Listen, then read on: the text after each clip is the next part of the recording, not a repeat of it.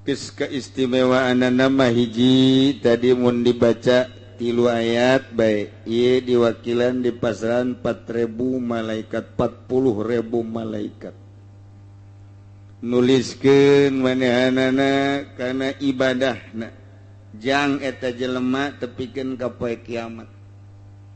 Jadi nu 40.000 malaikat mah nuliskeun ibadah terus datang ka poe kiamat. Wah, ieu mah jaminanna ge sorga bae geus 3 ayat ieu. Mentak mulah ditinggalkeun nu 3 ayat ieu. Wala jasa bahkan lamun aya setan dek ngalirukeun, dek ngawaswaskeun, dek ngajerumuskeun ka manehanana mun urang sering-sering maca ieu nu 3 ayat ieu datang ka maksibun ayat naon kitu mata sibun na ieu setan ge moal kuateun. Moal kuateun da pokona mah. Dek di naon kitu ngaranna pengkolkeun ku setan. Cek setan teh nyokot deui bae motor. Ngridit ya nu itu ge aman pan. Kiai ngomong haram teh bohong. Buktina sia kan katutup nyokot deui bae. Eta setan tak kos kitu. Baik embungkeulekan maupun bisikan hati. Nu bungkeulekan mah bisa dicabok ku urang babari. Tapi ieu anu di jero hate. Eta teh lamun urang sering-sering baca ayat eta moal. Nah, naon atuh make jeung ngeridit-ngeridit. Mun boga duit meuli malah-malah sapira dunia tuh. Eta bisa kos kitu tah. Nah, ieu lumayan ye. Berarti ieu ayat pohara ieu. Jadi berarti jang niiskeun hate. Yang supaya ulah kagoda ku setan. Ikan orang setan ya ampun jasa ieu mun kadeuleu mun loba jasa nu gelut jeung setan. Kelantaran setan teu kadeuleu jadi orang teh tenang-tenang bae. Setan teu kadeuleu jadi tenang-tenang. Mun setan kadeuleu meureun wah di sisi jalan nu gelut jeung setan loba jasa. Loba jasa. Teu kadeuleu hana setan teu kadeuleu. Insyaallah haja urang na elehan bae ku setan. Eleh bae ku setan. Boro-borona naon teh ulah neuleuh awewe beuh ulah neuleuh awewe. Asal lu sugan ingat bahwa ieu teh henteu meunang henteu biasa bae. Biasa bae hate teh ditutupan ku setan. Deureus anu ngora nu kolot. Betah bae. Betah nu kolot teh neuleuh. Kobo nu putih mah atuh terlena. Sanjilang umurna geus 80 tahun ya atuh nya waduh. Cek jana lain deui jeung nu di imam.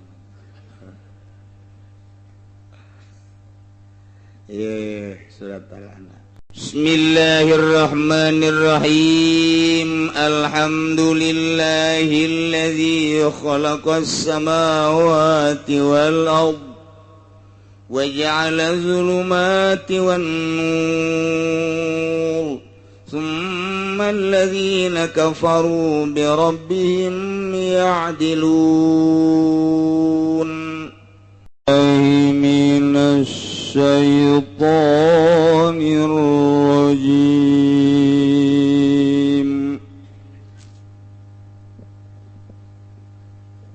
بسم الله الرحمن الرحيم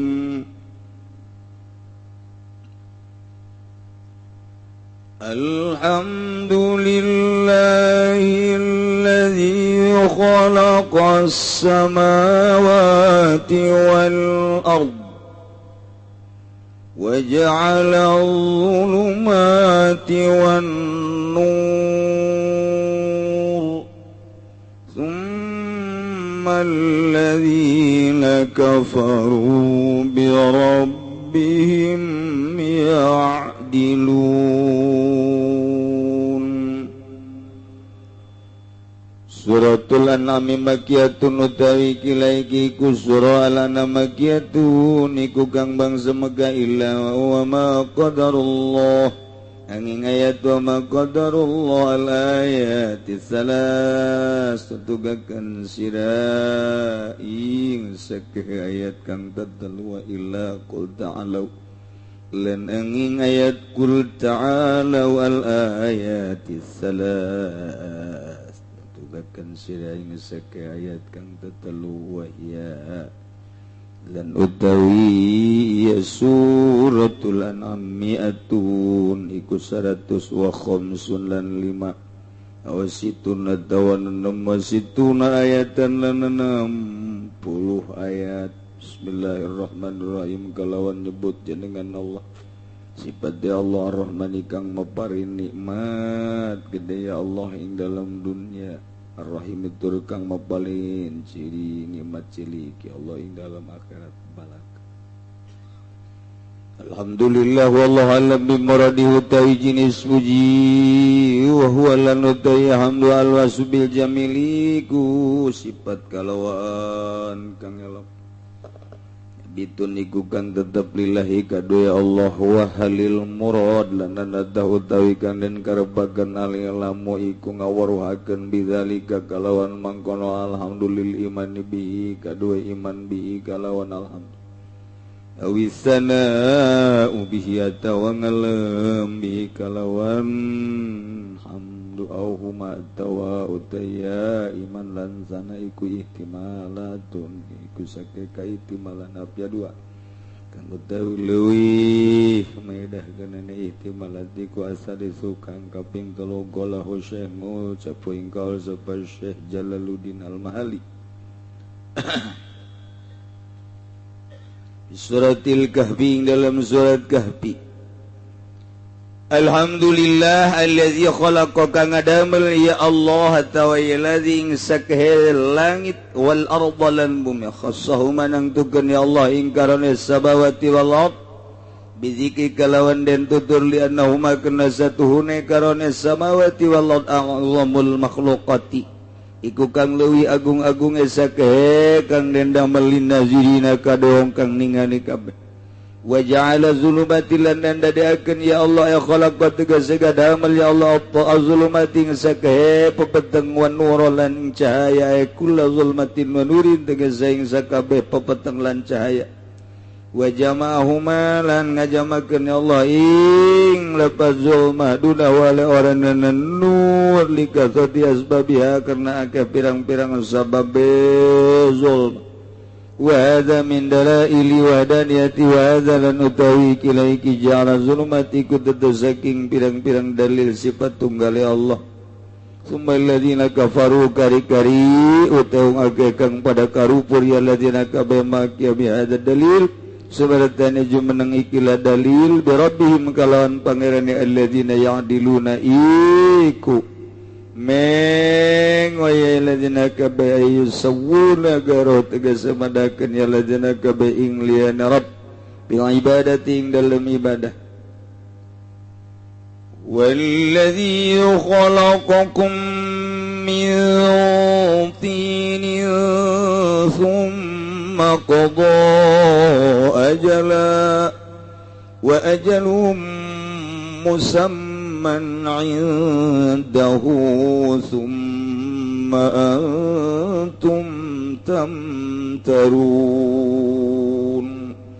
wallahu alam mimradih wa Allah iku alladzi khalaqakum kang adamel ya alladzi kum israka bi mumtinin saking dut yakhluqu bi khalqi abikum kalawan ngadamel bapa sira kabeh Adam tegese Kangjeng Nabi Adam minhu saking tin sumaqadha kari-kari netepakeun ya Allah ajalan ing ajal lakum kadue sira kabeh tamutuna ing dan tiait kang pada marati sira kabeh ing dalam narikan narima tutuge ya ajal wa ajalum musamman dan utawi ajal kang den sebut madrubun iku kang den dadakeun indahu ing dalam sanding Allah libazikum kadue den tanyakeun sira kabeh summa antum kari-kari utawi sira kabeh ayyuhal kuffar wa aling pirang-pirang kafir tamtaruna iku mang sira kabeh tasyukun tegese marang mang sira kabeh fil ba'si ing dalam ba'ts pada ilmikum ing dalam sawsene weruh sira kabeh annahu ibtada ing satune Allah iku ngawitan ya Allah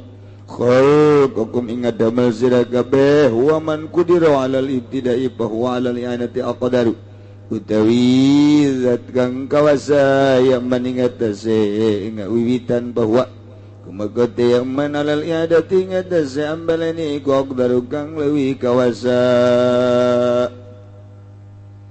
wa huwallahu fis samawati wa fil ardi ya'lamu sirrakum wa jahrakum wa ya'lamu ma taksibun.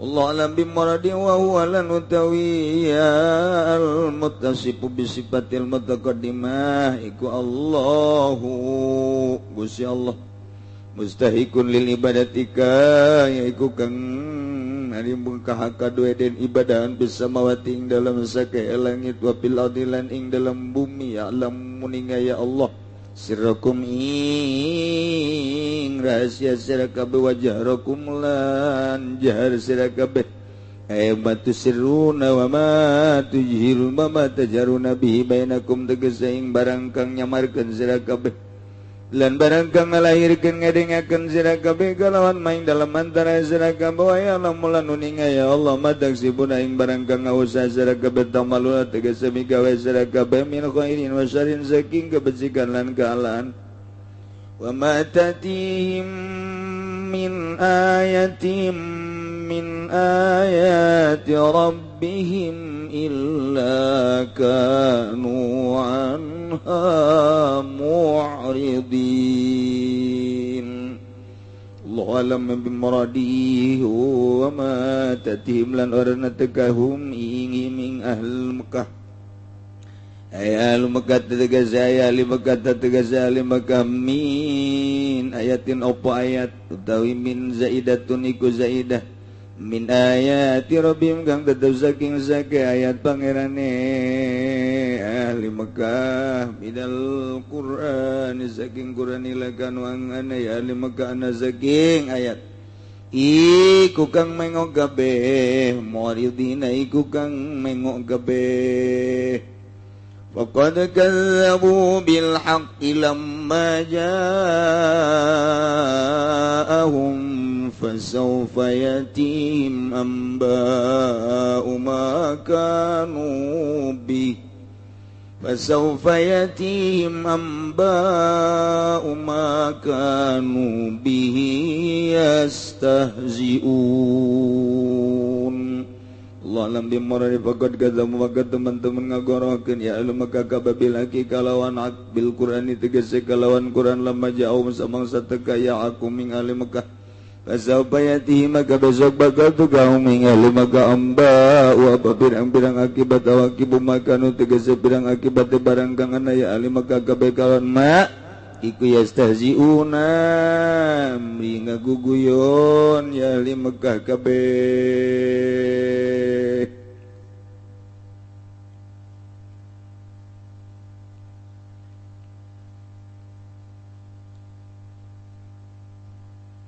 Suratul An'am beres surat Maidah urang ayeuna nyorang kana surat Al-An'am.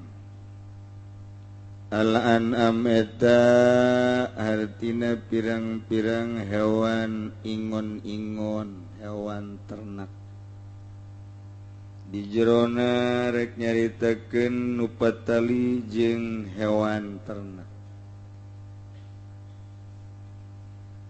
Ieu ayat ieu surah Al-An'am kagolongkeun kana surah Makkiyah. Bangsa Mekah hartina Mekah teh diturunkeunana Kangjeng Nabi meme hijrah ka Madinah.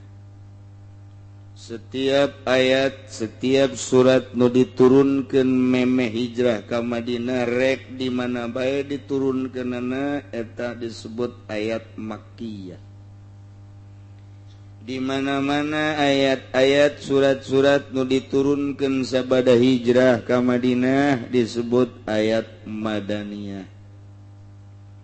Jadi lain berarti kudu di Mekah bae diturunkeunana. Sebab asbab nuzulna mungkin di Mekah, mungkin di Thaif, mungkin bae di Madinah, mungkin bae di mana bae turun ayat nama. Ngan Kangjeng Nabi na meme hijrah ka Madinah ta eta teh keur cicing di Mekah seluruh ayat-ayat nu turun di mana bae disebutna Makkiyah. itulah mustalahat tafsir ngan aya genep ayat hiji illa wa ma qadarullah pikeun ka tilu ayat jeung ayat qul ta'alu tilu ayat genep berarti eta mah ceuk ahli tafsir sabenerna mah ayat madaniyah nyempil di jumlah ayatna ayat 165 atau ayat 160 genep ayat geus we ti mimiti kuari nu kolot bae balik ngaji di talah balik ngaji di talah jadi urang teu karasa saminggu boga saayat 2 ayat di talah teu karasa 5 tahun musabaraha puluh ayat itu kudu ngedekluk we urang ieu asal ngaji ka dieu talah sok ngaji ka dieu talah kieu cenah mun ngabejana ti keur ieu mah atuh mantak daot ti kuari bae gamimitian coba ulah ti keur ieu hayang nyaho coba engke bakalna aya evaluasi asa menang genep bulan dites anu katalar beneran lulus anu teu katalar teu lulus artina kalulusanana nu katalar menang genep bulan ya ti surat ieu engke menang sabaraha ayat urang eta talar hareup saurang-saurang anu bisa balik nu teu bisa ngendong di dieu nurutan keur di SD ebrak cek jero teh ngeunaan ngendong di paraban ku kiai Masya Allah. Ialah surat Al-An'am. Di jerona aya mafatihul gaib, kunci-kunci kegaiban. Wah, iya. Sugan we aya kunci jang mukakeun gunung di jerona aya emasan. Sia mah nu karitu bae kan pikiranna. Mantak wani ngeridit gitu anu geus kitu resep karena dunia. Surat Al-An'am diturunkeunana model jumlatan wahidah sekaligus. Ayat-ayat anu aya di surah nu lain mah kadang diturunkeunana nungtut tapi surat Al-An'am ieu mah sekaligus diturunkeunana sebanyak 165. Ketika ayat ieu surat Al-An'am diturunkeun dibawa ku malaikat Jibril diiring ku 70 alfa malakin 70.000 malaikat diiring bahkan aya anu khusus 12.000 malaikat ngiringkeun ieu ayat aya hiji ayat tu diringkeunana ku 12.000 malaikat lain leutik-leutik ayat Masya Allah iyalah bakalna aya mafatihul gaib muhara ya mah lain leutik-leutik ayat ribuan malaikat ngiringkeun ketika diturunkeun ayat ieu ku Gusti Allah Subhanahu wa taala. Cik Sayyidina Anas bin Malik qala Rasulullah sallallahu alaihi wasallam nuzilat suratul An'am ma'ha mauqibun minal malaikah. Kangjeng Nabi kantos jarios ayat ieu surat Al-An'am ieu diturunkeun luar biasa disertai ku malaikat sadama bainal khafaqain. Katutup ieu langit katutup ku malaikat lantaran ayat ieu surat Al-An'am ieu turun. Jadinya menghargai menghormati karena surat Al-An'am ieu sehingga malaikat nutup pajajahan langit. Masya Allah. Muhara pasti memanjur jasa pun pakai pelet kajian hukum ada. Muhara lantaran ni mai. Ya Allah.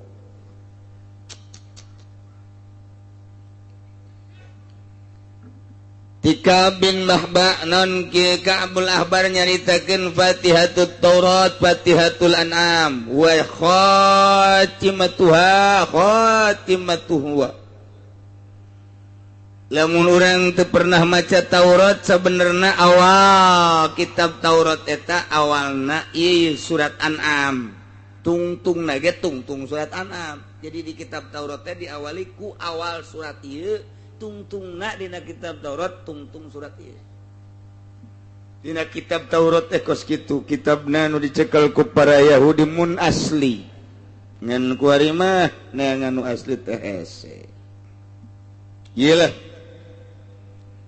luar biasa imak kita naon surat Al-An'am lain bantrak-bantrakeun bahkan ayat man qara'a salasa ayatin min awali suratil An'am ila qauli wa ya'lamu ma taksibun saha jelema nu maca 3 ayat bae dimimiti surat Al-An'am tanu tadi alhamdulillahilladzi itu khalaqas samawati wa ard tepikeun ka ma taksibun kenu kurang bakal kapanggih tadatang kadinya tah dibaca 3 ayat eta ngaye wakalallahu lahu arba'ina al pamalakin yaktubuna lahu mita ibadatihim ila yaumil qiyamah Gusti Allah bakal dipasrahan 40.000 malaikat pohara 3 ayat lah. Mantak ayat-ayat Al-Qur'an teh parohara sebenarnya mun urang nyaho. Seperti kulhu dibaca 3 kali sarua jeung sakuran. Mantak lamun ngariung teh mun hayang tamat Quran 3 bae kulhu. Sarua jeung tamat Quran. 3 kulhu sarua jeung sakuran. Mantak berkatna kudu gede. Sebab sarua jeung maca Quran eta. Masya Allah. Iya ayat lain letik-letik ayat ya baik. Nyeh nu kurang dibaca ieu surat Al-An'am pohara jasa. Geus kaistimewaanna mah hiji tadi mun dibaca 3 ayat bae ieu diwakilan di pasaran 4.000 malaikat 40.000 malaikat. Nuliskeun manehanana kana ibadahna jang eta jelema tepikeun ka poe kiamat. Jadi nu 40.000 malaikat mah nuliskeun ibadah terus datang ka poe kiamat. Boy mah jaminanna ge sorga bae geus 3 ayat mentak mulah ditinggalkeun nu 3 ayat ieu. Wala jasa bahkan lamun aya setan dek ngalirukeun dek ngawaswaskeun dek ngajerumuskeun ka manehanana mun urang sering-sering maca ieu nu 3 ayat ieu datang ka maksibun ayat naon kitu mataksibun na ieu setan ge moal kuateun da pokona mah dek di naon kitu ngaranna pengkolkeun ku setan cek setan teh nyokot deui bae motor ngredit ya nu itu ge aman pan kiai ngomong haram teh bohong buktina sia kan katutup nyokot deui bae eta setan tak kos kitu baik bungkeulekan maupun bisikan hati nu bungkeulekan mah bisa dicabok ku urang babari tapi ieu anu di jero hate eta teh lamun urang sering-sering maca ayat eta moal naon atuh make jeung ngredit mun boga duit memeuli malah-malah sapira dunia eta bisa kos kitu tah. Nah, ieu lumayan ye. Berarti ieu ayat pohara ye. Jadi berarti jang niiskeun hate, jang supaya ulah kagoda ku setan. Ikan urang setan ieu ampun jasa ieu mun kadeuleu mun loba jasa nu gelut jeung setan. Kelantaran setan teu kadeuleu, jadi urang teh tenang-tenang bae. Setan teh kadeuleu jadi tenang-tenang mun setan kadeuleu meureun wah di sisi jalan nu gelut jeung setan loba jasa teu kadeuleu hana setan teu kadeuleu insyaallah aja urang elehan bae ku setan eleh bae ku setan boro-borona naon teh ulah neuleuh awewe bae ulah neuleuh awewe asal lu sugan ingat bahwa ieu teh henteu meunang henteu biasa bae hate teh ditutupan ku setan deres anu ngaranna nu kolot betah bae betah nu kolot teh neuleuh ko bobon nu putih mah atuh terlena sanjilang umurna geus 80 tahun ya atuh nya waduh cek jana lain deui jeung nu di imah surat Al-An'am. Bismillahirrahmanirrahim. Alhamdulillahilladzi khalaqas samawati wal ardh wa ja'ala dhulumati wan nur. Tsumma alladzina kafaru bi rabbihim ya'dilun. Wallahu a'lamu bimuradi. Alhamdulillah sadaya puji lillahi tertentu ka Gusti Allah. Mun urang ngabahas make bahasa alat mah atuh babari. Alhamdulillah teh bisa dijadikeun lil sigro kulul hamdi atawa lil jinsi jinsul hamdi atawa lil ahdi alhamdul ma'hud fi dhihni. Nu jelas masa kabeh puji berarti mun ngabahasakeun sakabeh puji-puji teh loba. Namun cek ahli usul mah lain kitu. Alhamdulillah teh mufrad mu'arrafun isim mufrad ditendenan alif lam itu teh yufidul umum. Geus al mufrad al mu'arraf yufidul umum. Mufrad mu'arraf eta maedahkeun kana umum geus nya mun nyaritakeun umum berarti loba. Bisa kabeh puji bahasana jenis puji bahasana loba berarti tinggal aya sabaraha ternyata aya 4. Aya puji qadim alal hadis mujina Gusti Allah ka makhlukna kos puji Allah ka Kangjeng Nabi Ayub innahu awwab. Kangjeng Nabi Ayub mah langsung dipuji ku Gusti Allah lantarannya nama dibere panyakit nu sakitu poharana ge teu pernah nyebut aduh acan. Gak pernah Kangjeng Nabi biasa bae. Biti borok sanggeusna borok terus aya bilatungan beak awak aku bilatung bau. Cobaan teh kira-kira ka Rasul ngakos kitu bae. Apa pernah nyebut adun teu? Doang itu pernah. Doang teu pernah. Allah bae Allah. Ngan hiji doang ketika aya bilatung nu endek kaletah usul ka Gusti. Ampura Gusti, lain abdi embung. Dicoba ku Gusti bilatung datang kaletah ngan mun letah kena bilatung abdi teu bisa nyebut ngaran Tuhan sakitu bae. Ieu mah da usul teh sakitu bae. Urang mah kakarak lieu satik.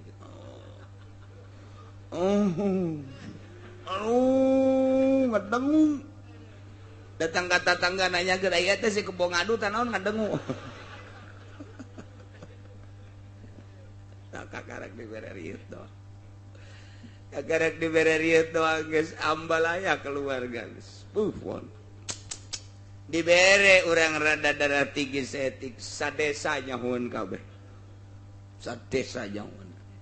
Tambah geus kuari mah aya diabetes sakabupaten nyahoeun kabeh. Lantarannya nana kokoal auh-auhan aduh-aduhan jauh jasa jeung Kangjeng Nabi matak dipuji ku Gusti Allah innahu awwab. Ayub mah hamba aing nu loba babalikna ka aing. Tuh puji qadim alal hadis. Aya deui puji hadis alal qadim mujina makhluk ka Gusti Allah atuh urang muji moal poe ka Gusti. Aya puji hadis alal hadis urang muji kapada urang kasep amat ganteng amat gelis amat barahan amat dan lain sebagainya. Eta nu Allah kabeh kitu. Aya puji qadim alal qadim mujina Allah ka Gusti Allah. Cak Allah teh panaing mah maha rohim aing mah maha gopur. Muji Allah ka Allah. Zat aing maha rohim, zat aing maha gopur. Eta puji qadim alal hadis. Puji hadis alal hadis. Puji hadis alal qadim. Puji qadim alal qadim. Wabeh nu Allah. Lain urang. Geus anan Allah ketika urang hayang dipuji musyrik. Ngaranna syirkul khofi. Hayang ka alam teh ngaranna riya ngaranna syirkul khofi. Urang salat hayang ka alemna ku makhluk syirik khofi. Moal digajar siksa. lantaran nu nita salat saha Gusti Allah, nu ngagerakeun salat saha Gusti Allah, nu mere tanaga saha Gusti Allah, nu mere ilmu kana yen eta salat teh wajib saha Gusti Allah. Kunaon aya dilaksanakeun hayang kalem ku pimitohaeun. Ih, cek Gusti Allah aing nu nita sia hayang kalemna lain ka aing. Cokot Gusti ganjaranna ka ditu di neraka tuh. Tah eta syirkul khafi. Pan puji teh nu aing kabeh ge mentak alhamdulillah sakabeh puji eta tetep ka Gusti Allah. Sadaya puji rek puji qadim alal hadis pujina Allah ka makhluk, rek puji hadis alal hadis pujina makhluk ka makhluk, rek puji hadis alal qadim mujina makhluk ka Gusti, rek puji qadim alal qadim Gusti Allah ka Gusti Allah. Nu Allah kabeh urang mah teu boga nanaon ulah yang dipuji. Ese jasa yang dipuji ku gagah ai gagah nu saha dicabut sia ku Gusti Allah gagagahan sia nu sia hayang kapuji ku gagah sia isuk pake teu dicabut bahaya. Aing mah hayang dipuji teh kulantaran jabatan aing luhur ai jabatan nu saha isuk pake to lain jabatan ada bae dipodaran sia balok tinggal balok sia tah dina pundak leg-leg ku sia balok. Yang dipuji kulantaran sugi ai harta nusaha nu Gusti ai sia yang dipuji ku kasep ai kasep nusaha nu Gusti ai nu sia nu mana eueuh nu siaan hayang kalem mah ulah kumaha kain cak Allah lantaran sia boga ilmu aing eta teh cabut sia ku aing ilmu. Sia yang kalem ku gagah dicabut sia bahaya sia yang kalem ku sugih cabut ku aing harta sia. Awas lamun geus dicabut ku aing deuk ka mana sia montayang deuleu mantan lurah nu ngajopak ku ari teu boga nanaon baheulana mah gede hulu deuleu diunggal lembur teu kudu disebutkeun ngaran-ngaran deuleu mantan camat nu kamari ieu kakalayangan kokoleongan paeh boro-boro boga mobil motor kempes teu boga teu kudu dicaritakeun ngaranna.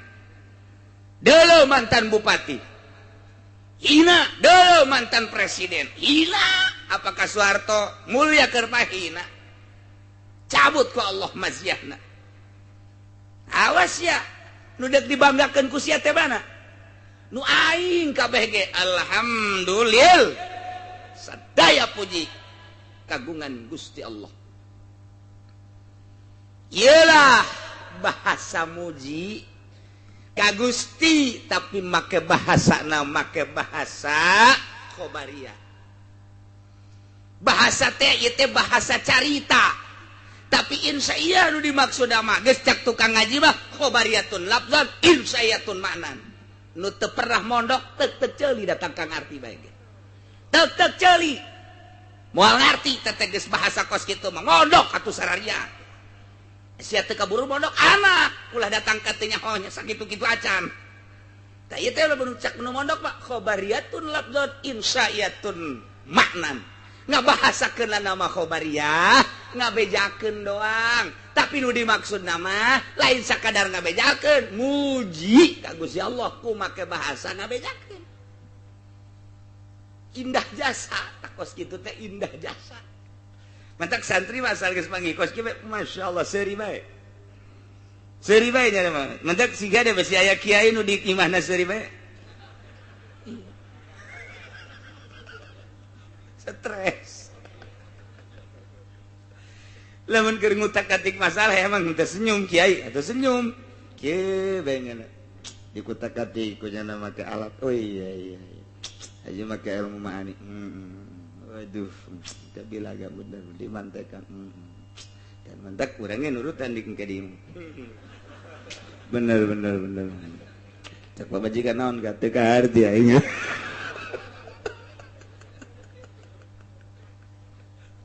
aduh Gusti Allah. Nah, iyalah khobariyatun lafzan insayatun manan. Di mana kanyahoan khobariyahna? Panrangkaianana mubtada khobar. Alhamdulillah jadi mubtada lillahi nakdirkeun isim jadi khobar serangkaian mubtada khobar mah atuh tamangarana khobariyah Zaidun ko imun nyaritakeun bahwa Ki Zaid teh nangtung nyaritakeun Ki Zaid nangtung ieu ge nyaritakeun puji teh kagungan Allah ngan sakadar nyaritakeun bahwa sadaya puji teh kagungan Allah Aisyana muji henteu Aisyah muji apa henteu ieu mah da dongeng carita bahwa puji boga Allah Aisyah muji henteu kadieu sia ieu bahasa aing ieu bahasa muji teh kos kieu aing mah ngan isin aing lamun ngabesakeun bahasa hayang geus ta'adub ka Gusti Allah aing mah bahasa muji teh kos kieu lantaran isin pun tapeda ka Allah geus nyaritakeun doang gede-gedena mah menta kos kieu bae Assalamualaikum jehe sia anak ge ka bapa datang sehat alhamdulillah Pak lain sehat-sehat deh awak mah Aisyah ya naon ieu kieu Pak anak nu hiji deuk sakola duit teu boga dongeng kan ngaranna dongeng kan dongeng eta kos kitu tah aju kuari ieu adina merjel deui aduh rumah sakit can kabayar Pak ieu kuari ge di rumah sakit keneh aju itu tuh nundek nyawa deh minta surubuk can aya duit eta kan dongeng eta bapak teh geus kudu jawab mentas ya berarti ka aing lain dongeng doang eta nu dimaksudna apa Pak Pak oh lain kieu jadi bapana ge di bloon kabehan panamun kieu mah oh sia dongeng kos kitu atuh heuh Pak atuh geus dongengkeun bae di hareupeun aing ku sia itu bapak da goblok anakna atuh eta mah kos kitu teh jaho bahasa atuh kudu surti si bapana oh jadi si anak saya di rumah sakit kan pamajikan di rumah sakit kan can kabayar nunggu kabar karak 2 juta kabena 8 genep juta deui Pak ieu atuh ieu muriang deui tata kakana nu orok ieu itu minta surubuk sakitu doang naon deui geus tungguan atuh tah eta bapak hebat anu kos itu eta bapak hebat ketungan bawa ka mana ya datang mau martil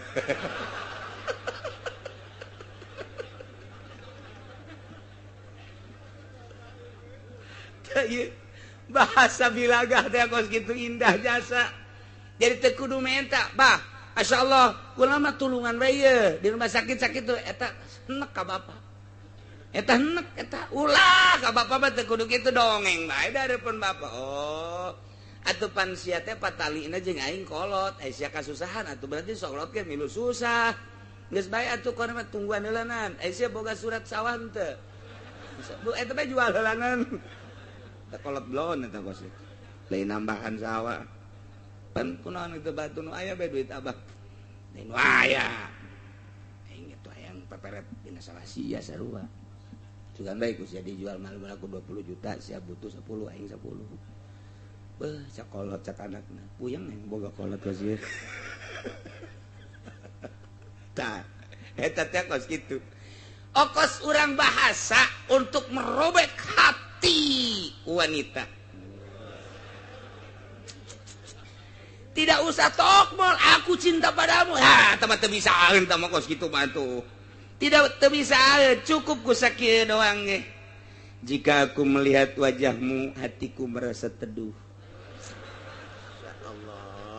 Masya Allah. Aduh. Setiap saat bayangmu selalu ada di hadapanku. Masya Allah. Sejuta bintang di langit satu yang bercahaya. Sekian Udin.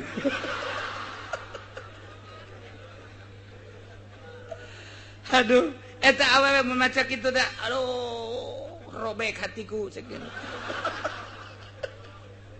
Tah eta teh menta, eta teh bahasa kos kitu teh memuji ngaranna. Memuji ngaranna teduh hatiku jika aku melihat wajahmu. Eta teh memuji ngaranna di jerona mah berikanlah secuil cintamu. Aisyah, atuh geus pinteran sia aing mah bugunan di sia. Emang kerdongeng dong, kerdongeng kitab ya. Iya bahasa khobariyatun lafdon insyaiyatun ma'nan panjang jadi dongeng tak ku ngaji mah jadi blak mantap pondokeun anak kumaha rada jihabak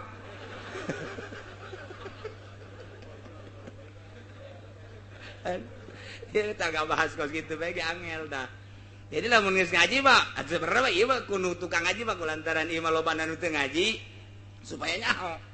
Nu geus pasantren mah atuh kos kieu mah geus ipis ngan haju poho deui. Islamun ngabahasakeun in khobariyatun labdan insayatun manan berarti make hiji kalimah lain pada aslina atuh majaz. Mulai geus tah majaz tah. Ngageserkeun kalimah tina makna hakiki kana makna majazi per kalimah kuari mah per kalam pasti kadituna majazna ieu adalah tamtsiliyah atuh beda kena kadituna tuh lamun per kalimah majaz teh pasti istiarah mun teh istiarah teh majaz mursal. Oh, ieu mah kan per kalam, rangkaian mubtada khobar, rangkaian syarat jeung jawab, rangkaian dan lain sebagainya. Oh, jadi beda ke ngagunakeunana. Ngalaksanakeunna ngan tetep majaz kos kieu teh majazuhum kalimatun ustumilat fi ghairi aslihin lau qadudiyat. Qadudiyat ninahin. Dik pake samarqandi. Al majazu dah dereng-deng.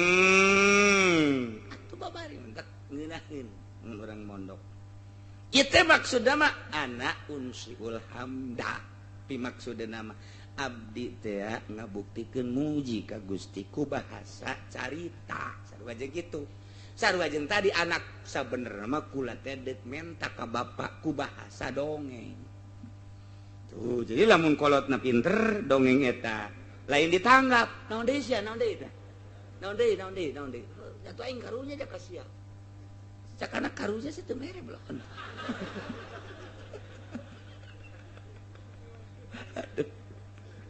Masya Allah paling enggak dijawab. Pujianmu dan rayuanmu luar biasa. Hatiku telah robek. Luar biasa. Aku pun sama seperti engkau Udin. Sebelum engkau mengirim surat kepadaku, wajahmu telah ada di hatiku. Namun maaf, galedek datang, jeger. Aku telah dijodohkan oleh orang tuaku. Wah. Walaupun demikian tetap cintaku padamu. Balas deui, kutunggu jandamu. Ieu kunaon kararitunya, hararese ya urusan. Ih gara-gara alhamdulillah ya. Masya Allah. Ini itu bahasa setigma. Alhamdulillah. Nu mantap moal aya khutbah paling hebat eta diparake ku kabehan jakangjing Nabi ge mun khutbah eta. Alhamdulillah. Alhamdulillahilladzi jalla wa ala. Alhamdulillahi rabbil alamin. Alhamdulillah be. Tanu sok kurang make alhamdulillah kurang hebat. Atau bisa bae deh kuku hamdan, ahmadu dan lain sebagainya. Tapi mual aya nu leuwih ti alhamdulillah. Sebab bahasana lemes luar biasa, muji pakai bahasa carita. Masya Allah. Aya muji hamdu. Ieu di dieu wa huwal wasfu bil jamil. Lugot teh cek lugot ma al wasfu bil jamil ku bahasa urang memuji ku bahasa kasep amat lugot ngaranna urang memuji gelis amat lugot barahan amat lugot ngaranna lantaran ai cek istilah ma fa'lun yunbiu an ta'zimil mun'im bisababi qaulihim mun'iman pagawean anu timbul tina ngagungkeun kana mere nikmatku sebab eta teh mere nikmat. Jadi ieu mah urang make pagawean tah ieu kakarak pujina, ieu puji istilah. Urang teh dibere ku Gusti Allah jadi manusia, dibere ku Gusti Allah sehat, akal sehat, pikiran sehat, jag-jag waringkas. Ku ari urang memuji ka Gusti Allah, ku sungut doang mah bahasa tama. Barahan amat Gusti Allah. luar biasa istimewa Gusti Allah Maha Rahman Maha Rahim Maha sagala-gala nanaonan sakitu teu kudu make bahasa kos kitu dur zuhur wudu salat teu ngomong nuhun Gusti teu ngomong pake pagawean eta teh muji nu paling istimewa mah kos teu kudu ngomong urang datang ka imah dunungan urang teu kudu diomong dunungan mah luar biasa barahana ka abdi geus luar biasa beberean teh ka abdi teh geus hese nyaritakeun anak ulah ngomong kitu ka dunungan mah tembongkeun pagawean sia di hareupeun dunungan rasa syukur sia ka dunungan sia muji ngaranna begitu datang ka dunungan langsung ka dapur bersihan ka dapur kote terus bersihan jukut-jukutna sasapu ngepel dan lain sebagainya eta teh akan memuji rasa syukur tidak pemberian si dunungan geus beres kue bersihan cak dunungan garong atuh ieu mah tak eta muji daripada ngan kusungut doang ngan dibere kusungut doang eueuh tapak di mata dunungan tapi ketika datang sasapu koret dan lain sebagainya eta teh geus muji cak dunungan masya Allah kamari dibere 100.000 bagi imah jadi bara rezeki katut jeung kue na bersih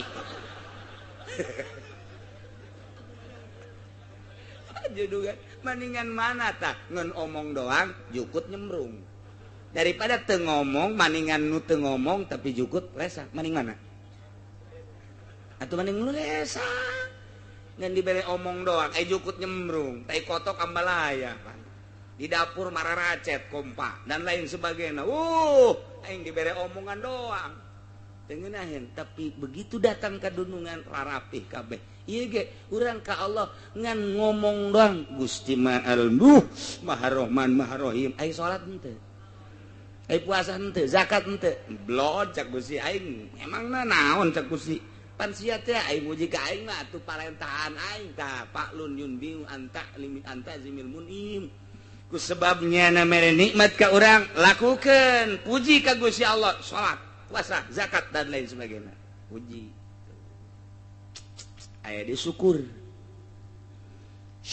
mah syukur bahasa orang terima kasih cak Gusti Allah malam yaskurin nas lam yaskurillah jelema nu teu syukuran ka manusia teu syukur ka Allah jadi urang bersyukur teh kudu ka jelema heula eta teh sarua jeung ka Allah urang keur cicing bae poe minggu hujan gede jol bae jelema poe cicing bae teu ka mana henteu tah teu ka mana ka yang dibere ku Haji Samsu 2 bungkus aboh molotot bae teu kicep-kicep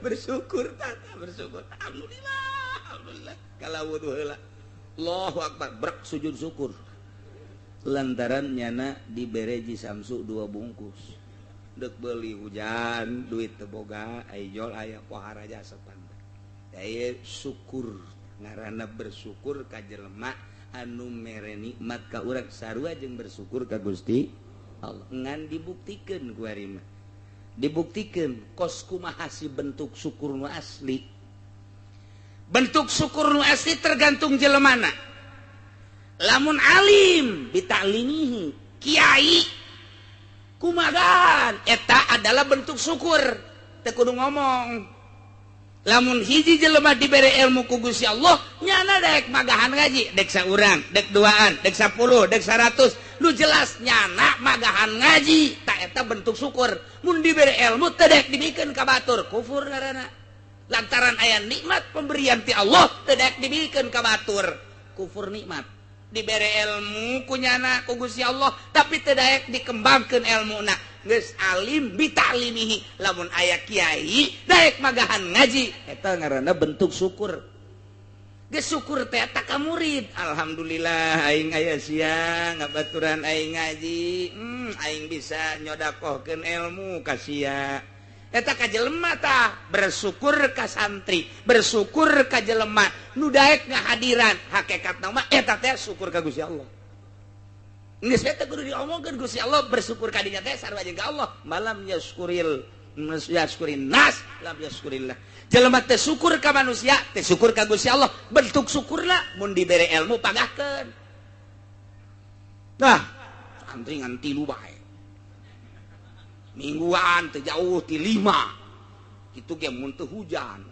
hiji-hiji acan gas eureun kufur ngaran kufur nikmat lamun pemerintah biadli syukurul imam biadli syukurna seorang pemerintah adil lamun aya imam ti mimiti RT datang ke presiden tah eta teh ngaranna imam nyana bisa adil teu kudu ngomong alhamdulillah teu kudu ngomong muji ka Gusti Allah dengan bisa adil geus bersyukur berarti eta bentuk bae heulana urang mah bentuk geus lamun aya lurah bisa adil teu kudu loba omong keur syukur ka Gusti Allah aya camat adil teu kudu loba omong syukur ka Gusti Allah ngan ngabentukeunna dibentukeun adil ka rakyat bupati adil eta teu kudu ngomong geus Allah memuji sia keur bersyukur ka aing lantaran aing nitipkeun jabatan ka sia ku sia dipake jabatanana pake jujur jeung adil sia teh keur ngalaksanakeun syukur ka aing dengan pelaksanaan jujur sia jeung adil sia teu kudu ngomong ka Allah asajana ngalaksanakeun adilna imam syukur berarti ka Gusti Allah lamun lu sugih bisa dakotihi lamun aya jelema sugih bisa sedekah teu kudu ngomong eta adalah bentuk syukur ka Gusti Allah lantaran mun teu boga nya teu bisa sedekah nah kuari dengan sedekahna berarti keur bentuk syukur ka Gusti teu kudu ngomong-ngomong ka Allah geus henteu kudu asal aya pake miskin tah asal aya butuh tah eta teh geus berarti syukuran ka Gusti Allah sanajan hatena poho ka Gusti Allah nyana keur ngalaksanakeun syukur ka Gusti Allah. Jadi lamun alim bitalimihi imam biadlihi lamun nusugih bisodakotihi etalah bentuk-bentuk syukur panjang mun didongengkeun tarif nama geus teu kudu bae heulanan ieu mah langsung ngabentukeun bae bongan aing mah ngajina jeung nu tilok ngara mondok jadi haju ka harti panta oh kos kitu daripada ngabudah ngomong bae lurah loba omong ai jujur henteu kufur berarti lantaran dititipan jabatan nah camat teh jujur kufur polisi teh jujur abdi teh jujur bupati camat kuah bae gubernur presiden eta teh keur ngabentukeun kufurnyana terhadap nikmat anu dibere ku Gusti Allah awas mamalana di akhirat wari jadi menteri titipan ti Gusti Allah sarua jeung kieu hei Muhaimin menteri naon ngaranna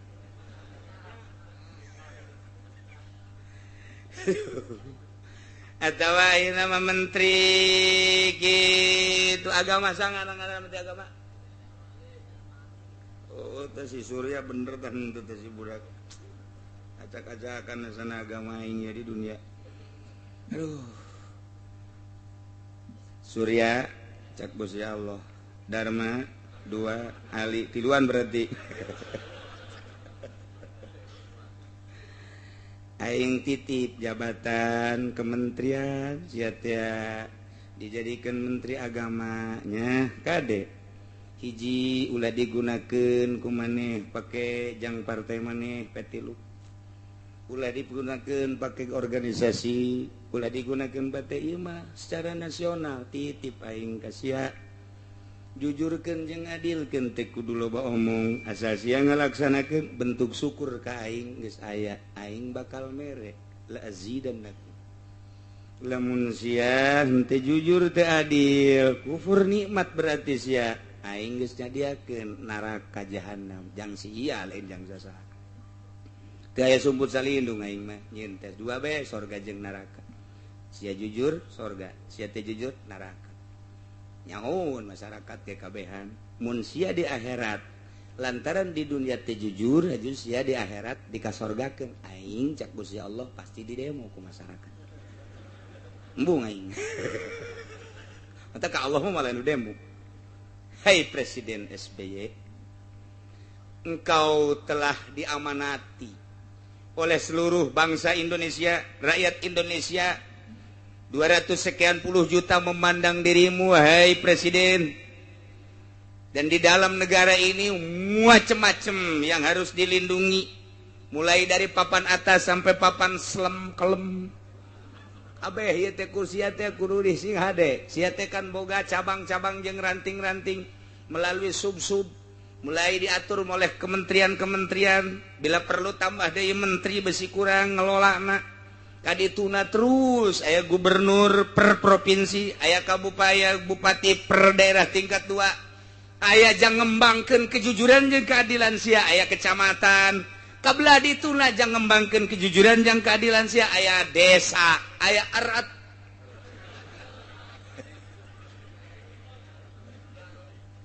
Tah. Sok. Laksanakeun ku sia kade titipan ieu teh presiden teh. Sia jujur, sia adil, aing nyadiakeun sorga. Sia teh jujur, sia teh adil, aing nyadiakeun neraka. Sakitu bae, andai kata masyarakat ku aing ditanya, jujur, henteu, cak masyarakat, henteu, ku aing moal dikasorgakeun sia. Aing gedek nanya, padahal aing nyaho, aing bepan pangeran, tapi tetap saksi mata. Tah ieu nu bakal ditanya, lamun sia teh jujur, SBY, hai ku aing dikasorgakeun, aing di demo. Jore amat pangeran Allah di demo. Ku si Alek, ku si Udin, Jepri, itu bagus. Nu mantak moal aya be. Amal nu henteu dibales. Amal bagus, balasanna bagus. Sorga, amal goreng, balasanna goreng. Neraka, janji aing. Padahal mah hak peto aya di aing. Sanajan maksiat bae ku aing dek kasorgakeun batu kumaha aing aja aing. Sarua jeung baju sia. Baju ieu teh tiru kudaki dek dika lamarikeun bae atuh kumaha sia bae nu sia. Iya geus nangis trika tapi nadek diteuneuh di luhur hau atuh kumaha sia bae.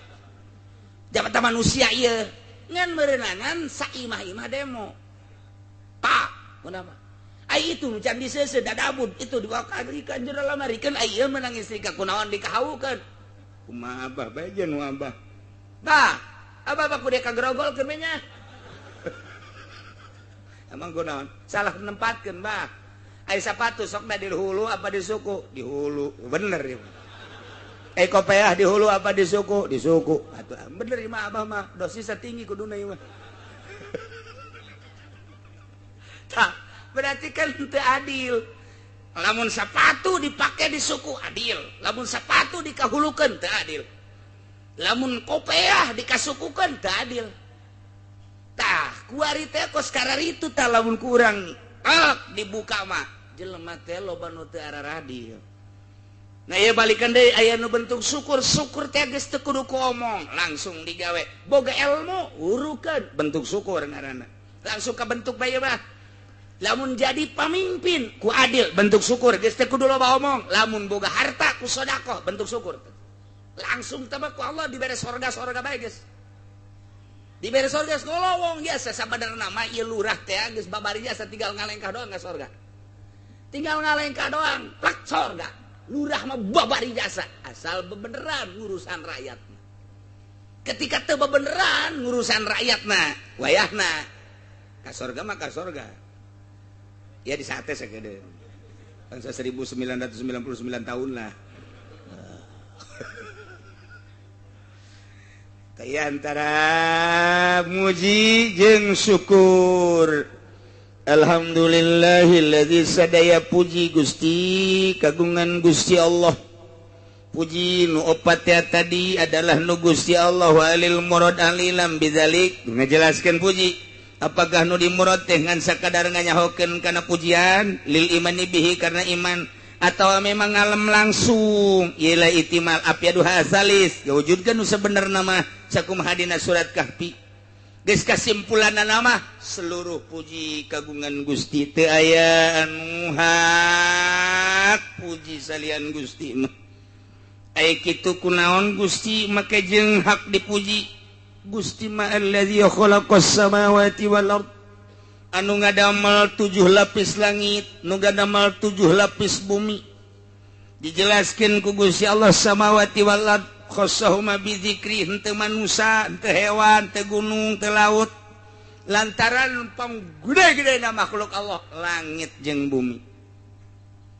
Azamul makhluqat lin nazirin nu kadele kurang panggedena langit nu kadele kurang panggedena bumi datang ka dibentuk-bentuk kurang teh dibagi-bagi ku manusia datang ka 5 benua benua Asia benua Amerika benua Afrika benua Australia benua Eropa lamun sabenua Asia bae ge aya Asia Barat Asia Timur Asia Tenggara Asia Utara Asia Selatan wah luar biasa kitu kene Amerika kitu kene Australia so buade kumaha meurentah sa Asia teh mun kurang di lempangan bae mah lempang hayang ngurilingan bentukna sa Asia bae heulanan sa benua Asia kudu pamit heula ka keluarga amit ieu mah hitung-hitung paeh bae emang gua hayang kuriling-ngurilingan benua Asia ngan lempang cek keluarga geus dadah moal ka panggih deui pasti ieu mah moal ka panggih deui moal ka udag gede teh gede sa Asia teh gede Amerika gede ngan pang gede nama benua Asia pangletikna benua Australia letik mah tayu gede Asia nomor kedua Amerika nomor katilu Eropa nah gede jasa encan lautan-lautanana langit ge pohara jasa langit teu kadeuleu tungtungna langit di mana teu nyaho urang teu nyaho urang teh tungtungna langit di mana aju ku urang mah kadeleuna ngamparkan bumi tapi nurut cek ahli astronomi ahli palak bulet bumi bulet komar bulet bulan mata poe Samsun bulet Zuhra Zahra bulet Samsun Zahra mata Zahali Zuhal bulet planet anu 12 barulet kabeh Jupiter dan lain sebagainya barulet jeung ngabogaan poros kabeh ge ngabogaan tempat lempangna wa kullun fi falakiyas bahun kurang sok dibaca pan di surat Yasin wa kullun fi falakiyas bahun wal qamaru qaddarnahu manazil hatta 'ada kal urjunil qadim la syamsu yanbaghi laha an tudrikal qamara wal lailu sabiqun nahar wa kullun fi falaki lantaran teu ngarti atuh henteu nyaho maksudna teu paham dibaca mah dibaca bae padahal mawal qamara qaddarna kaula nu agung geus nakdirkeun geus mastikeun al qamara kana perjalanan bulan wal qamara qaddarnahu manazila aya manzilahna nu mantak aya manzilahna di ilmu falak teh ieu teh keur manzilah naon ku ari di bulan naon ngitung ti April Maret Mei Juni Agustus September Oktober Afhamtun berarti ayeuna dina hamal burujna teh lamun April Mei Maret berarti marhutun Maret hut dina manzilah hut berarti geus engke aya usna aya 9 geus aya manzilah-manzilahna wah beuki angel bae mondokos ge geus angel bagian geus engke aya jat samsonan kitu simal aya janub apamtun mesanhul yuljahul agasul sepsun jun burujun simaliun April Mei Juni Juli Agustus September ieu adalah buruj simali berarti perjalanan matahari adalah kaler Okbizun nop asdun deskozun abdal janjantun septun eta adalah janubiyun kaditu berarti engke burudna adalah simaen janubi kidul mata kurang neuleuh bulan geus teu kudu hese ka kidul apa kaler kidul apa teu dina bulan apa heula bulan naon ieu Maret oh marhutun simali deuleu ku kabelah kaler tuh teu kadeuleuan bulan age susu eta bae nu kadeuleu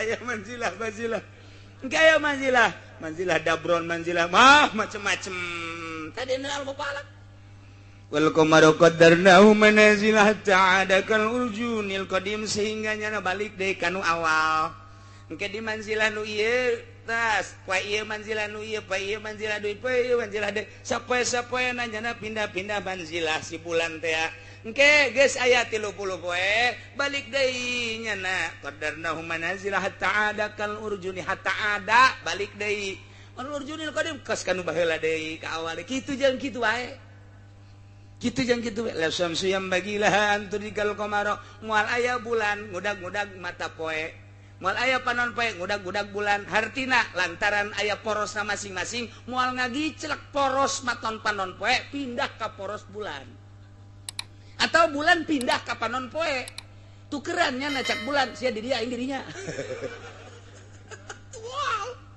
la syamsi yanbaghi laha an tudrikal qamar walal lailu sabiqun nahar moal aya peuting miheulaan berang-berang miheulaan peuting atuh geus aya dina jamna lantaran melalui panon poe melalui bulan bakal kanyahoan poe bakal kanyahoan di jero poe engke aya jam la syamsi yanbaghi laha an tudrikal qamar walal lailu sabiqun nahar geus dijelaskeun ku Gusti Allah ulah hese-hese wa kullun fi falaki yasbahun aya paranti lempang-lempang mah kareta cek tukang babadean mah jeung Garut papan loba kareta naon sababna sia eta kareta lamun aya jalan teh sok dimake papalang gitu kan ya kan kareta tek aya pintu sok dipapalangan gitu babadean tadi Garut mah naon sababna sia atuh sababna beusi aya motor ka ditu lain kunaon beusi kareta mengkol ka dieu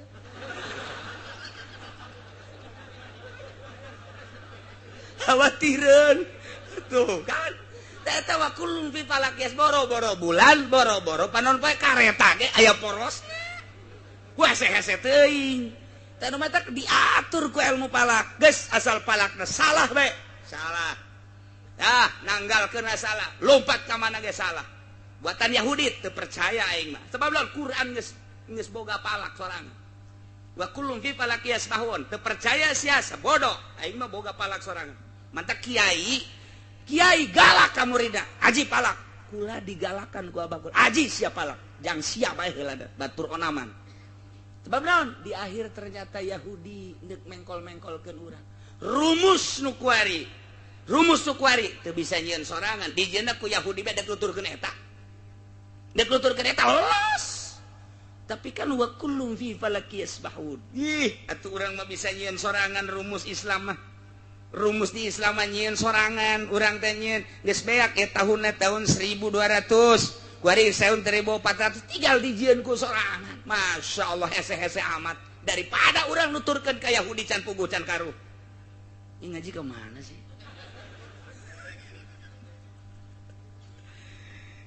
Itulah Gusti Allah teh nu mantak sadaya-dayanya nggakeun puji nu Gusti lantaran Gusti manu ngadamel 7 lapis langit encan kadituna aya aras encan kaditu aya sidratil muntaha encan kadituna aya rob-rob encan kadituna aya kolam aya lauhil mahfuz masyaallah berbagai pengalaman para rasul di antara Kangjeng Rasul urang ketika Mi'raj boro-boro sasaha malaikat Jibril ngan datang ka langit ka 7 bae pamitan malaikat Jibril tidinya teh Muhammad teu bisa kula mah naik ka luhur terus lantaran wilayah kula mangan sakikieuna bae cak Kangjeng Nabi mah nyai ti handap babarengan datang ka dieu ai kula ditinggalkeun hayu bae embung lain wilayah Jibril mah Jibril embungeun ngalengkah nu lain wilayah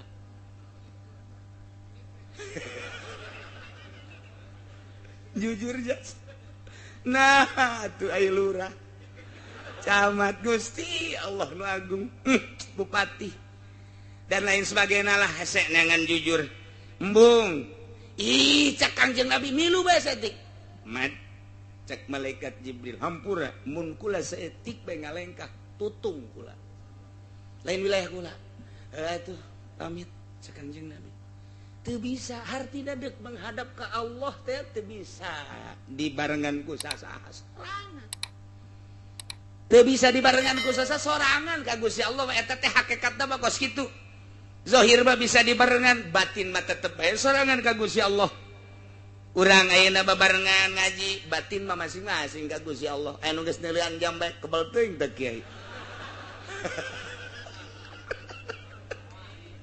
batin mah masing-masing tah ieu ge urang teh hudang ti peuting sorangan ka Gusti Allah tadarru masyaallah hanya Allah nu apaleun hanya Allah nu terangin kadeukeutan urang jeung Gusti Allah hanya Allah bae jeung dirina nu nyaho karasa deukeut jeung henteu jeung Gusti Allah karasa jasa deukeutna jeung jauhna jeung Gusti Allah wari urang kieu maksiat mabok kabeh ge teh boga perasaan jauh jeung Gusti Allah boga harta teu ngazakat eta ki haji nu hartana berlipat tere ka zakat dirina teu bisa dibohongan nuranina asa jauh jeung Allah kuari deuk we urang boga harta kabaraha zakatna aya 20 juta mah plek plek plek di nol ke hati bentuk ibadah ka Gusti kakarak sakitu ge asa deket jeung Gusti asa diseri-seri Allah teh asa seri di hareupeun aing keur seuri ya jeung Gusti Allah asa kos kitu kuari zakat keluarkan puasa orang normal salat biasa orang tahajud asa deket biasa jeung Gusti Allah Masya Allah coba ge nu sok tahajud mah udang isuk-isuk moal aya marah moal aya jelema nu sok udang penting moal aya marah lawan sababna sebab asa deket jeung Gusti Allah isuk-isuk diuk di meja dibawakeun kopi jeung henteu bakal moal aya reaksina naon ka pamajikan moal aya keur dibawakeunana malah cek hate lah ning teu kudu ngarepotkeun tapi lamun urang kerek bae hudang subuh kaberangan mandi gejebur salat subuhna sakieu kunut nih isin pan luhur kieu besi anu yang serikeun sakieu Allah madini mana keberan anak kadinya bah pan kunutna di dinya kaluhur keur salat ge goblok ngomong dia beres salat langsung ka meja eta ketin marah di hei kopi atuh tuh kopi atuh gue kopi naik mali atuh man duit tadi beres sia sok ngomong ayo gua tunggu sebentar marah luar biasa geus bae dikerokkeun bol saya tah song tah tadi mah paroe kuring macang pamajikanna seuri we bebejet emang eta karasana kumaha kopi geuna heuy tambah bol seng paingon pek deui goblok sia cakna eta akibat teu penting teu hudang mamarahan iyalah Gusti Allah ieu keur carita alladzi khalaqas samawati wal ard Allah teh panu ngadamel 7 lapis langit Masya Allah encan nu lain-lainna haju eueuh nu nyaho kalegaan langit wal arda jeung bumi di jero bumi teh wah tersimpen macam-macam aya minyak di jero teh aya solar aya besi di jero teh logam perak emas dan lain sebagainya ai emas onom teh kudu jero taneuh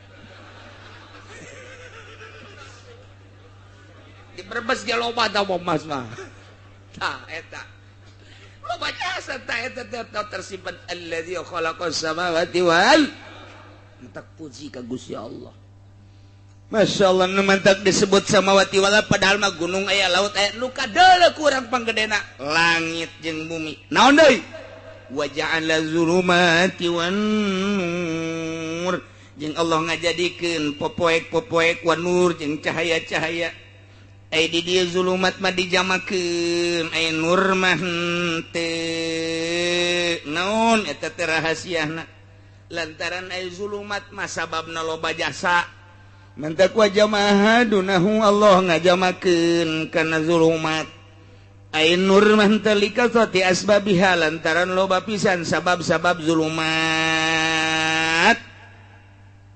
poek mah loba jasa hiji tertutup poek kadua poek tina sinar ilu poek tina matahari mencakup kana poek ku kabodohan poek eta macam-macam lontok zulumat luar biasa lobana geus dijamakeun ku Gusti Allah tah langit bumi nangieun Allah caang jeung poek nangieun Allah geus nu Allah atuh kabeh ge mantak naon atuh urang menta cacaang tina popoe ka Gusti Allah eta ka Gusti Allah cacaang teh cacaang sinar lampu cacaang sinar mata poe cacaang sinar bulan jelas tah cacaangna tuapin paling sulit cacaang mata batin nur teh mencakup kana cacaang hisi zahir jeung cacaang batin jero hate lamun geus caang Quran kadeuleu per huruf rahasiana tersingkap jelema maksud-maksud jelema kanyahoan lamun urang geus caang mata batin sieun urang teh tembong ka Gusti Allah caang mata hate ngaran aya pengajian caang mata hate urang neangan cacaang ngaji neangan cacaang ngaji mah neangan cacaang nu tatarina teh nyaho rukun salat barang ngaji nyaho caang bray nu tatarina teh nyaho rukun wudu barang ngaji bray nu tatarina henteu nyaho kredit haram bray bray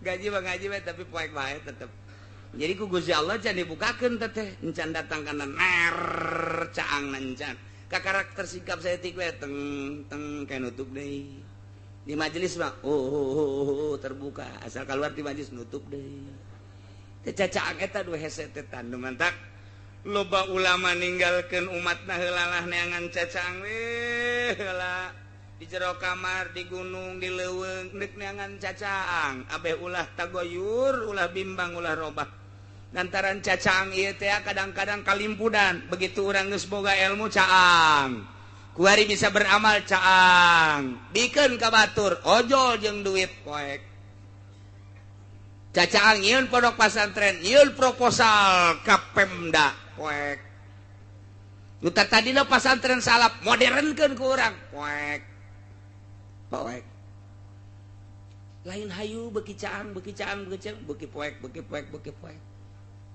nur buatan Allah penta ka Gusti janu Gusti urang boga tanaga ti Gusti penta supaya tanaga gede lamun urang make medis tanaga make gede make suplemen suntik gedekeun bae suntik mati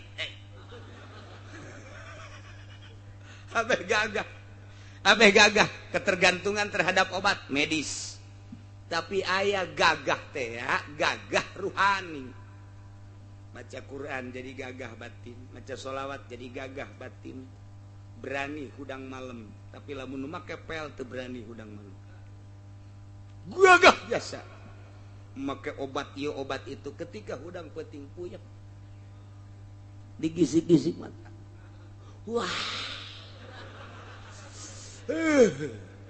ayat anu hayang hudang peuting teh kan ayat aja jelema tetep bae ngan nya encan dibukakeun dipantaukeun muluna ge kunaon hayang hudang aing tunduh jasa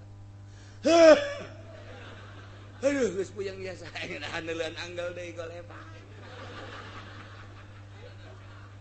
awak pagagah tinju mah bisa ngalawan peuting teu bisa tapi sering baca Quran sering ngaji sering baca sholawat begitu hudang jam 2 Masya Allah nikmat jasa langsung hudang ngala wudu set Allahu Akbar pas tahiyat teh salam deh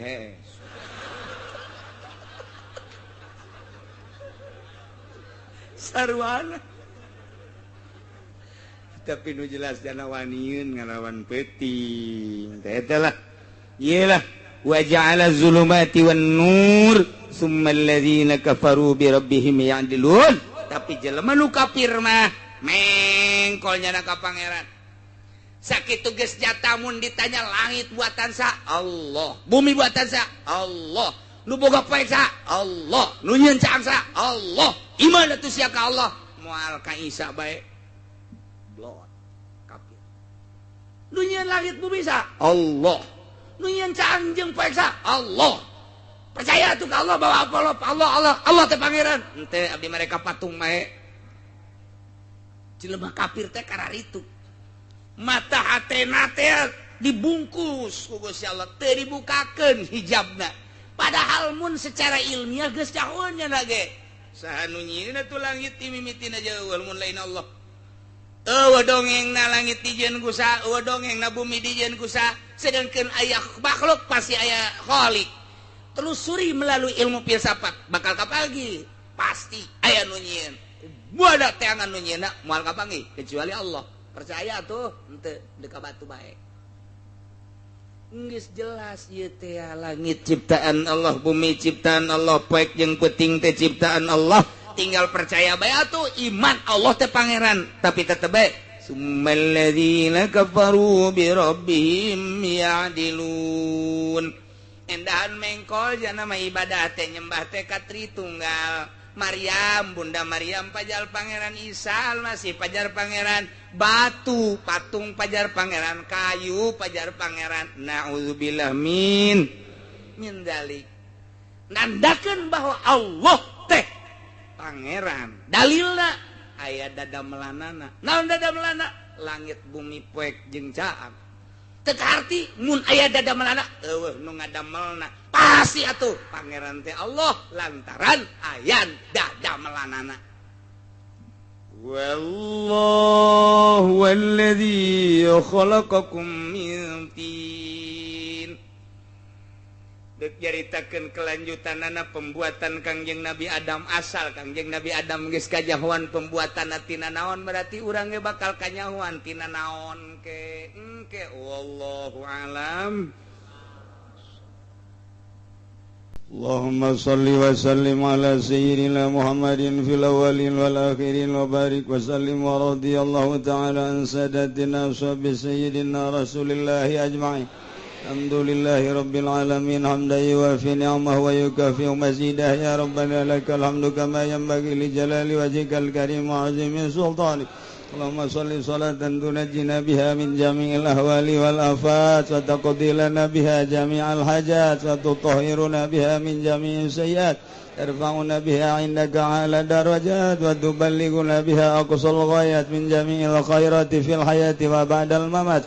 Allahumma ij'al wa awsil wa balligh thawaba ma qara'nahu minal Qur'anil 'azim wa ma dzakarnahu wa ma sabahnahu wa ma shallaina 'ala sayyidina Muhammadin sallallahu alaihi wasallam ila arwahi jami' ahlil kubur minal muslimin wal muslimat wal mu'minin wal mu'minat khususan ila arwahi jami' masyayikhina wa ila arwahi abaina wa ummahatina jaddina wa jaddatina khususan ila ruhi abi wa ila ruhi ummi. Allahumma ighfir lahum warhamhum wa'afihim wa'fu anhum. Allahumma ij'al quburahum rawdatan min riyadil jinan wa la taj'al quburahum hufratan min hufarin niran.